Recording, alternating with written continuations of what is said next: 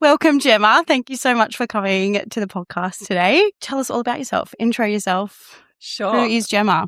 So in terms of work, I am a body image and confidence and food freedom speaker, coach, educator, and trainer. So basically what that means is I work with individuals and organizations to have a great relationship with their body and to be more confident and to just generally kind of love and accept themselves no matter who they are. Outside of work, I am a creative person, I guess. I love sewing. I made my top that I'm wearing that's today. so That's clever. so cool. Love making most of my I clothes. don't know how to sew at all. I say can't it's so fix much fun, anything. but sometimes it's not. Sometimes it makes me swear a lot, but it's really enjoyable most of the Such a, time. Most of the time. talent. Like, I can't even fix a hem.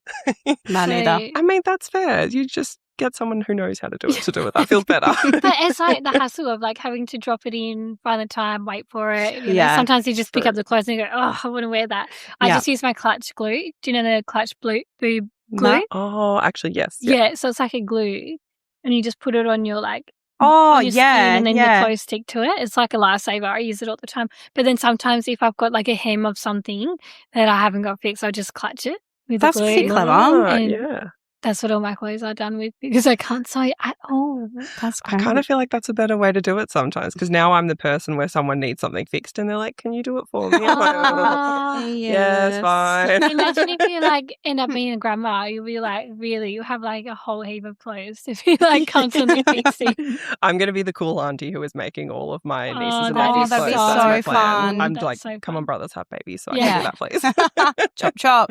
But yeah, apart from creativity stuff, I love cooking. I love baking. I am Yeah. fully obsessed with MasterChef, and I'm aware that Me that's. too. I was about to say I'm aware that's really uncool, but yes, I love it's MasterChef. so good. Theo, do you know Theo, the Greek guy? Yes, He's one of here my at the favourites. moment because I've been messaging him What? about like different places to go. It's This the is only TV great. show I watch is Same, MasterChef. me too. Yeah, I love it. Oh my That's so goodness. I actually got through to the last round of My Kitchen Rules last year. No way. Yeah, and I didn't get on in the end. Did you actually? Yeah, and they flew down and they had to do a whole practice episode What? and everything. Yeah. That's so great. That's wild. But now I think one day I might go on MasterChef Do it. That's so Do great. it. when I have 3 months that I cannot do anything. Just you know.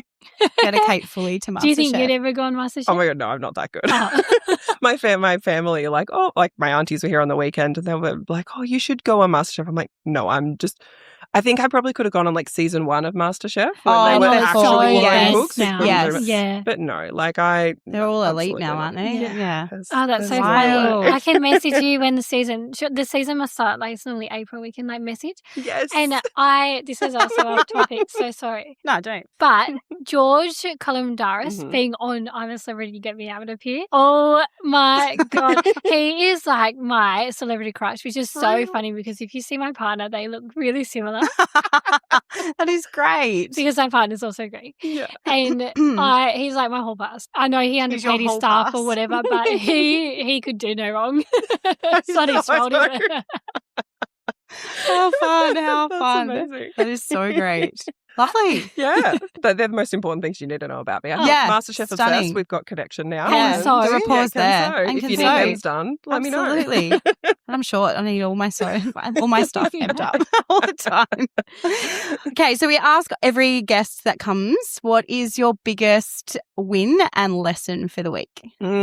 Win would definitely be, I spoke this last weekend at the time of recording at the Elevate event at Yep. PW1 on Cool. Saturday. That looked So fun. It was so much fun. That's and great. yeah, it was the biggest like crowd I've had in terms of a speaking engagement. So Yay. it was awesome. That's a I huge loved it. celebration. Yeah. Yes. It went really well, made some really good connections, which Yeah. is always nice. Met Yeah. some beautiful people. And then lesson would be, I feel like this week's lesson is almost like a culmination of a lesson I've been learning for a really long time, which Great. is that I'm not scared of rejection anymore. I think this Ooh, week has kind of yes. cemented it for me because I spent most of my life terrified of rejection, like social rejection, romantic rejection.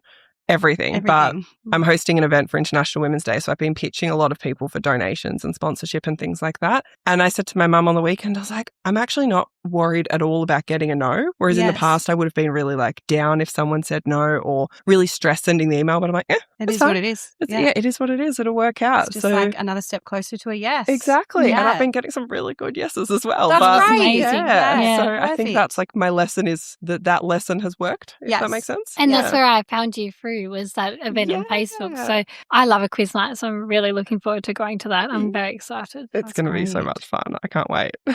To get into the questions, what first drew you into the world of confidence and body image coaching? So I actually started as a nutrition and health coach originally, which I started studying because I had been struggling with my own body and food for about 16 years at that point. I'd reached a place where I was not good. I had an eating disorder. I was had anxiety, had depression, and I tried like every single diet possible under the sun for many, many years. I thought I've done everything. Like I've read every book out there about diets. I've tried it all and nothing's sticking. Like my whole thing was I wanted to lose weight, as it is for so many women.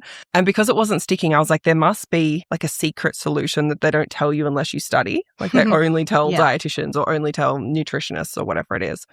So I thought, great, I'll study. But I didn't want to study for 6 years to do dietetics.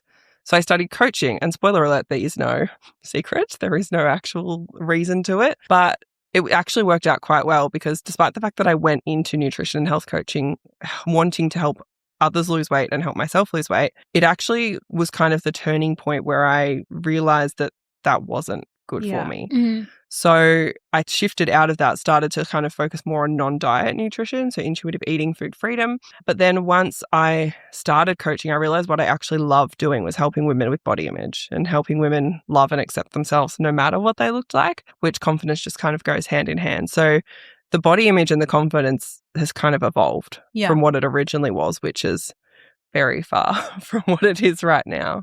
Interesting. What do you think the biggest misconception is about confidence and body image work? I think it's that you will be confident or you will love your body or accept your body, whatever your goal is, once something happens. Once you look a certain way, once you have a certain thing. Once you're at the destination. Yes, exactly. Which also doesn't work because even if you do, like for myself, I did get the body that I was trying to get for such a long time. And I got there and I was like, wait, am I allowed to swear on this podcast? Yes. Okay, good. I got there and I was like, shit, now That's what? Not a swear word. Well, okay, my mum would say it's a swear word. I'm 32 years old and I still won't say shit in front of my mum. But yeah, I got there and was like, shit, now what? Like, I still don't like myself. I'm still depressed. I'm still anxious. I'm still all of those things. I'm meant to have good body image now. I'm meant to like myself now. And it's the same with confidence, whether that's related to your body or whether that's even like in business. I know you get to a point and you're like, oh, I'll be confident in business once I get my first client, once I hit a 5K month, once I get 1,000 followers on Instagram, right? And then you get there and you're like, okay, well now what? What's next? And it doesn't work that way because confidence and body image, both of them they're inside things, right? Like they come from emotions, they come from how we think and how we feel, not from how we look or this metric of success that we're looking for somewhere else. So I think that's got to be the biggest. Yeah, I find that very interesting because like you, growing up, I constantly was in and out of eating disorders and questioning my body and what it was doing and how it was doing things. And a lot of the time that translated into not eating or binge eating or whatever else that occurred in that time, which we won't go into. But since having my son, which while I was pregnant, I was really nervous about what that would entail for my confidence body-wise.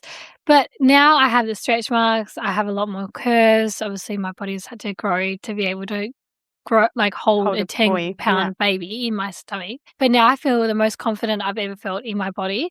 I do struggle a little bit in the sense that I can't dress how I used to. You know, before having a baby, I never had to try on clothes. I just knew I was a straight size.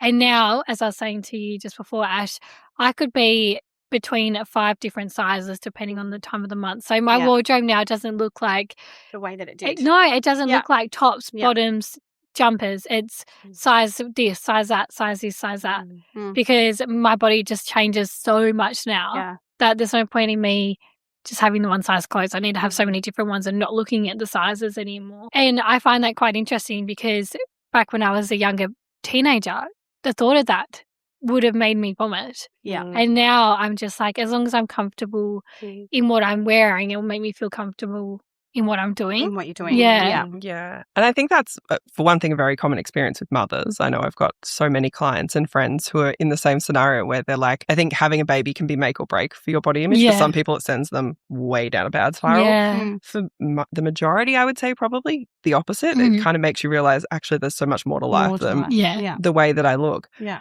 But even that sense of looking back and going, like, it was so easy before when I could just dress in one size and didn't have to try on clothes and things like that. And whether this is after having kids or anything, I feel like we also kind of look back with rose-colored glasses. Sometimes we're like, it would be so easy if I could just go back to that. I just want what I had before. But it's like, well, before you didn't have a child. Exactly. Like, no way would you go back and change that. And people look back and go, I wish I looked like I did when I was 20. It's like, do you really want to go back to being 20? Yeah. I don't want to go back to being 20. That was awful. I would way rather be 30, right? Yeah. And, I have like stretch marks all up my legs now. Yeah. I would have preferred them to be on my stomach, but you wouldn't see them. But I've never gone, I wish those stretch marks weren't there. Because if they weren't there, my son wouldn't be here. Yeah. So I feel like that confidence has come for me in the sense that all the different changes are there because of my son, who I want him more than anything, more than a dress size or more than having no cellulite. No stretch marks or anything like that. Exactly. Yeah, 100%. Definitely. 100%. And even like, if it's not motherhood, it's looking back and going, well, I would rather be in the body that I'm in now because I can go out for meals with my friends without taking like my little Tupperware containers full of vegetables because I'm too scared to eat what I'm eating at a friend's house. Or because I can go out and on the weekend I went to 4 different wineries, I think. I couldn't do that back then. Not all at once. That was spread over a couple of days. But, you miss out on, or for some people, you miss out on those experiences and the joy. Exactly. And it's like, I have so much more joy in my life now. Even hobbies, sewing. I couldn't do that back then because, for one thing, I wouldn't make something because I'd be like, well, I'm going to lose weight. So I got a sewing machine years ago and I never did it. Yeah. Or even exercise. I still love exercise now, but I enjoy it so much more than when I was doing it for the purpose of punishing my body. So I get joy from that. Yeah. So I think it's, just those like mindset reframes and shifts that happen. When you live a busy lifestyle, you can quite often lose your identity, and with that also comes a loss of confidence and questioning what you're doing. What are some guidance and tips you have to be able to, one, find your identity again with living a busy lifestyle? Quite often you say, introduce yourself, what do you do? And it's always work. It's always your child, if you have one. It's about your partner. But we very rarely talk about ourselves. Yeah. What is your guidance to be able to get out of that and actually have something that's yours in your own identity? I think it can be hard, especially like you said, when you are busy. Even for me, that's kind of something I've had to do over the last couple of years, being really busy with work. And I also still work in a day job as well. I started a second business recently too. So yes, it's really busy, but it is kind of prioritizing that and making the time and just trying different things. Yeah. Because for so long, I feel like we get stuck in our rut and it's like, okay, the thing I like doing is, I don't know, reading, for example.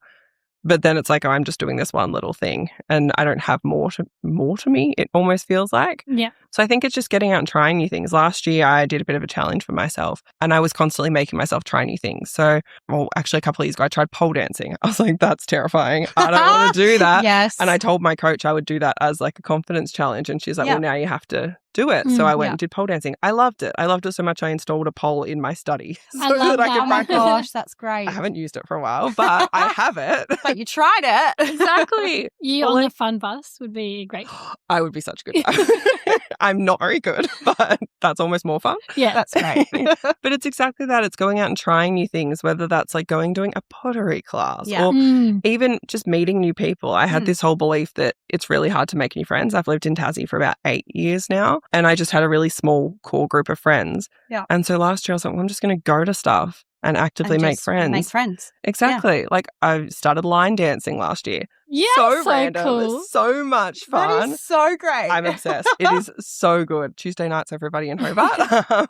But just trying different things, even things that you don't think you'll like or don't think you'll be good at. Yeah. And it doesn't have to be big things like that are big commitments, especially when we're busy. It might just be like, I don't know, getting one of those embroidery kits from Kmart or something like that you can do at home while your baby's asleep or, while you're on your lunch break at work or something like that. It's just trying different things and seeing what fits rather than sticking with the shoulds. And trying something different. For me, this was signing up to a book club and I found such an identity and purpose in that because when I was at uni, I missed out on making friends where you make a lot of your friends because I was working 3 jobs and growing my business. So I didn't have time for social connections. I was with people that were, and this is no disrespect to them because I also look back and go, wow, that would have been such a fun life. But, people living with their parents, having an allowance given to them every week. They had no care in the world. So they could go out, they could do whatever they want, where I was only at uni to pass, and then I was out working different jobs and everything to survive.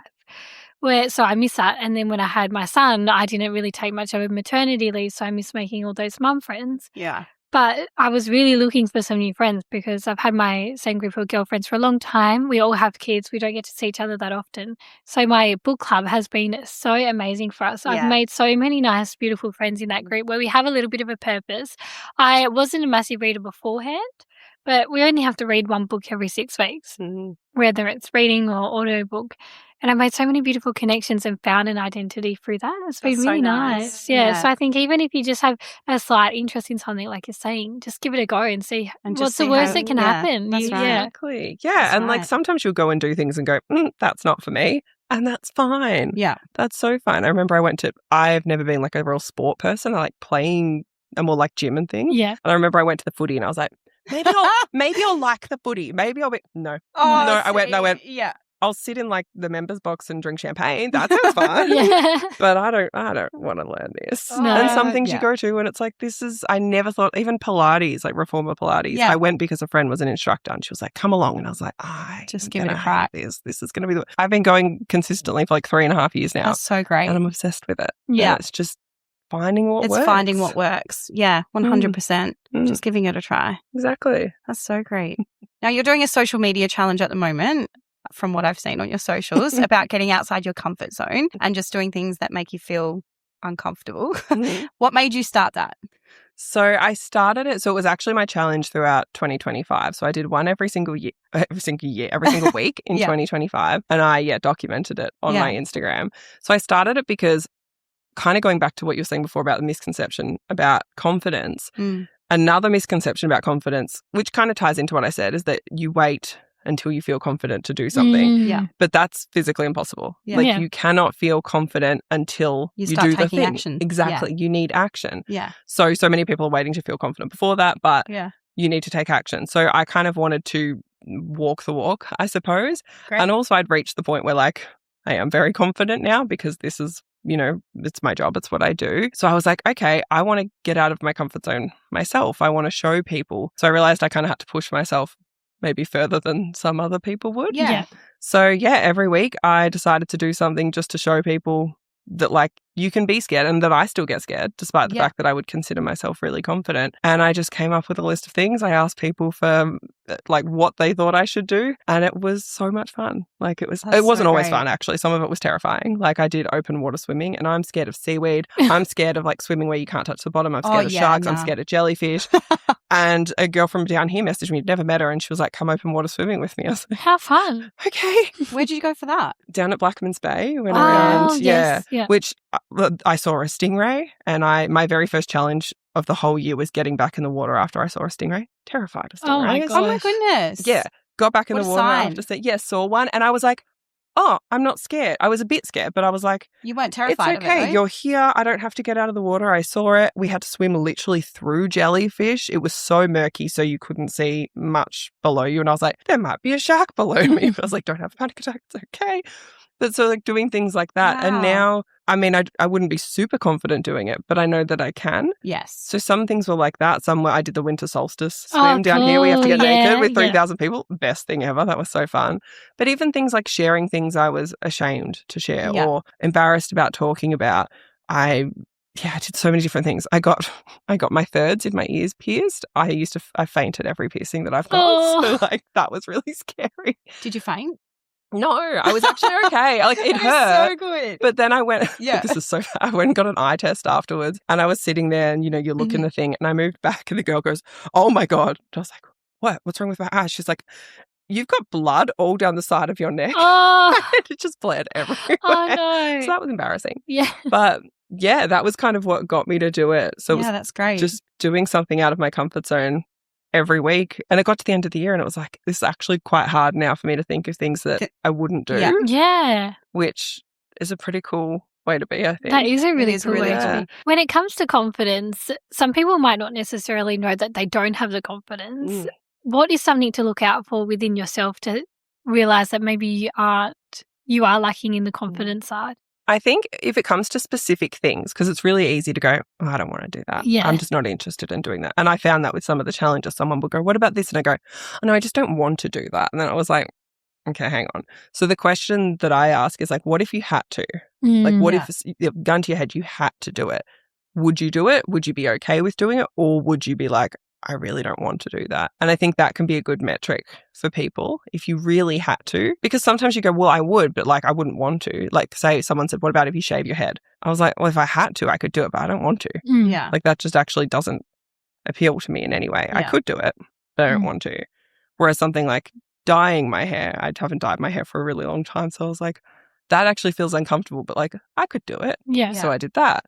So I think that can be a really good metric for people, just seeing that because there's no point in getting out of your comfort zone or trying to do something to build your confidence if it doesn't actually align with your values or it doesn't align with who you want to be or your goals or whatever it is. That's just doing it for the sake of doing it. And I don't actually think that builds confidence. I think that's more about proving things to other people. And confidence is self-trust and self-belief. Like, that's the definition of it. Yeah. So if you're doing it for other people, it's not it's actually just like really that growing people it. pleasing thing. Yeah. That's where it gets thrown back to, rather than actually having purpose behind it and actually creating those stepping stones to get to where you want to be. Yeah. And creating that action to become more confident. Exactly. We see many people, particularly mothers, have a emotional support person, which can often be their child, or it could be two best friends, or it could be you and your de facto partner.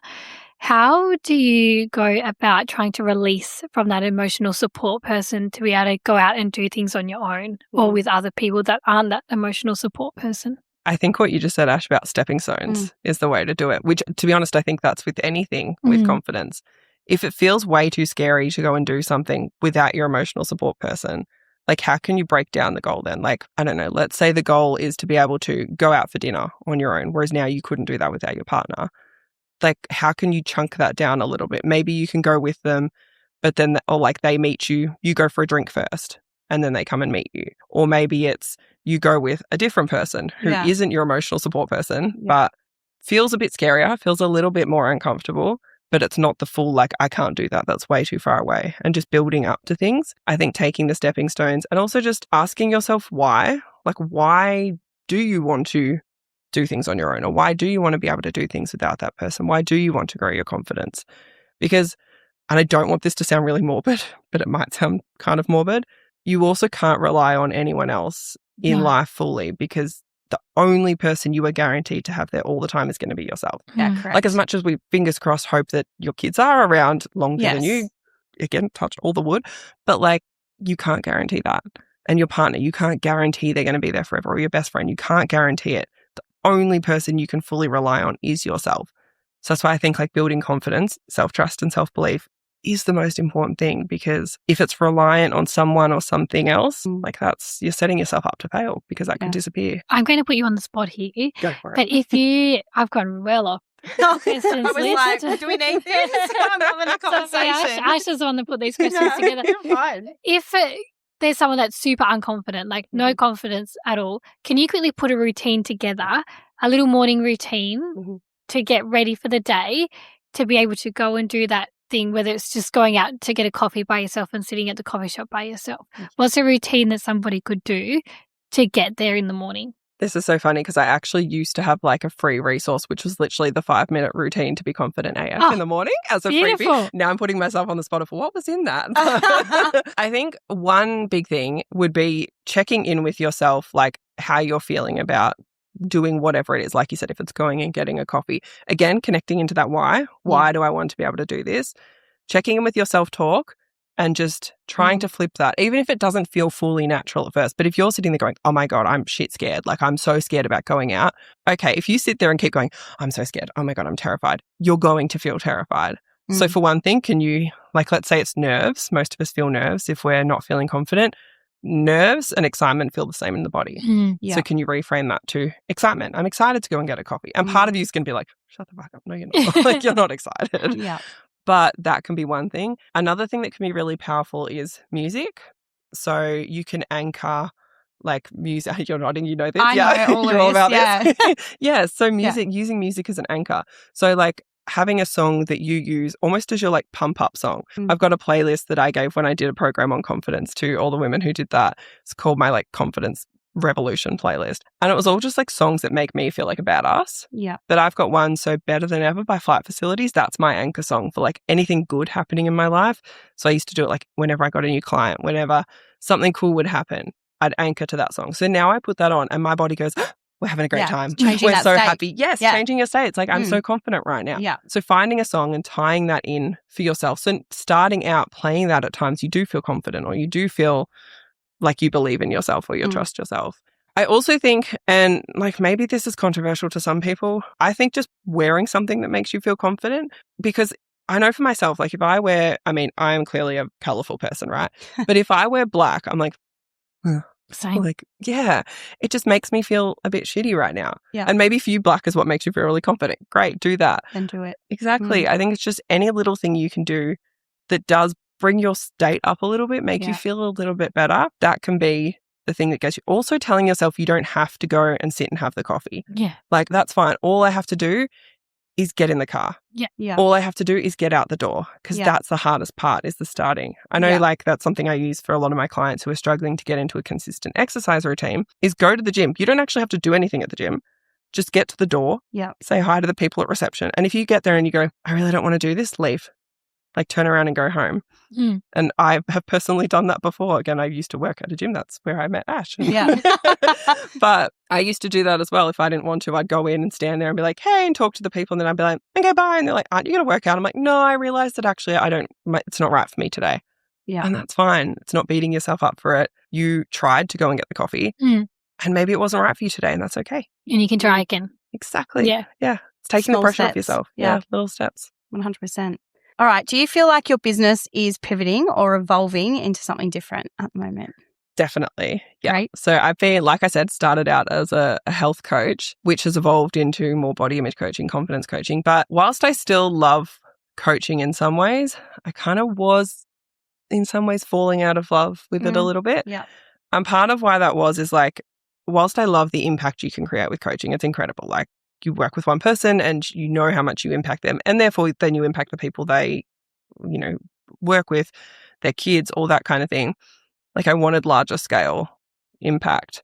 And I also think that in-person connection is super valuable. So I started doing more speaking, more in-person events. That's kind of the direction I'm leaning. But this year I'm also planning to get into schools. Cool. Great. Because I think that this type of thing, I wish I knew more about it when I was at school. I wish I had that influence. And originally my plan was high schools, and I still want to do that, but I actually want to get into primary schools, because kids as young as 3 are already like prejudiced against certain body types. Like 3 years old, there was a Harvard study they showed them 2 Barbies, like a thin Barbie and a bigger Barbie. And they said, which Barbie is smarter? And they would all point to the thin Barbie. Which Barbie is more lazy? And they'd point to the bigger Barbie. Like 3 years old. Yeah. That's insane. Yeah. So I'm like, we need to get in early. So it's not like people coming to me when they're 30 and we're undoing 30 years of shit. Like, can we just get in early, block the shit, basically? Yeah. It's very eloquent of me. And then, get in then. So I'm really trying to move more into the education space, the awareness space, but also educating other health professionals, which I've done a bit, whether that's trainers, whether that's gyms, whether that's other allied health professionals who don't know any better because they've been taught that like motivating people into weight loss is the thing that will solve their problems. Yeah. So shifting more into that kind of space, because I feel like the impact's bigger. Yeah. there. I think so too. And if you think about instilling confidence into people younger, generally the people bullying are the ones that feel unhappy in themselves, where if they've got the confidence to have a have confidence, I guess, then hopefully that means that bullying might stop because they're going to be a lot happier in themselves. Because I think as soon as you lose that confidence or you don't have it, that's when you become an unhappy person. 100%. I genuinely think it would solve so many issues in the world right now. Like 100%. if we accepted not just ourselves but other people, and not just body size. Like I think if we're accepting all bodies, which is a big part of what I do, that's great. But that also builds on to accepting all abilities, accepting all races, accepting all areas. And that would solve, we know the world's a bit of a shit show right now. Like, I feel like that could be prevented if those people had a bit more love and acceptance built into them when they were kids. For somebody listening to this podcast right now, what is something that you want them to take away from it? I think it's probably the biggest piece of the action. Like, take the action, do the thing, even if it's scary, even if it's hard. I think if we could take that away, and also just if you are someone who feels like maybe you do have a bit of a skewed view of bodies or confidence or that you need to be a certain way or look a certain way or whatever it is to be accepted or loved or worthy, just dig into that a little bit. Like maybe start consuming some media that's not just Instagram and the size 8 influencers. Like maybe look somewhere a bit different. And I mean, listening to things like podcasts like this, that's always a great first step anyway. Yeah, not watching all the influencers at the Tas Open at the moment who are all the same size, all the same everything. Yeah, exactly. I think that would be helping many people at the moment. Well, thank you so much for jumping on the podcast. This has gone so nicely. It's probably one of my favourite conversations I've had so far. I don't want it to end yet, but our questions have come to an end. Did you have anything else you wanted to share before we wrap up? No, just thank you so much for having me. Thanks for being here. I would love to hear from anyone if this resonated with them. Yeah, come chat to me on Instagram. I'm the Jemma Rose, Jemma with a J. But yeah, thank you so much. We'll leave everything in the show notes on how to find you as well. And even if you want to put the 5-minute get ready, if you've still got that, we can put that in the show notes for a download as well. Yeah, so great. I will find that. Yeah. Thanks so much for joining us. Thank you. Thank you.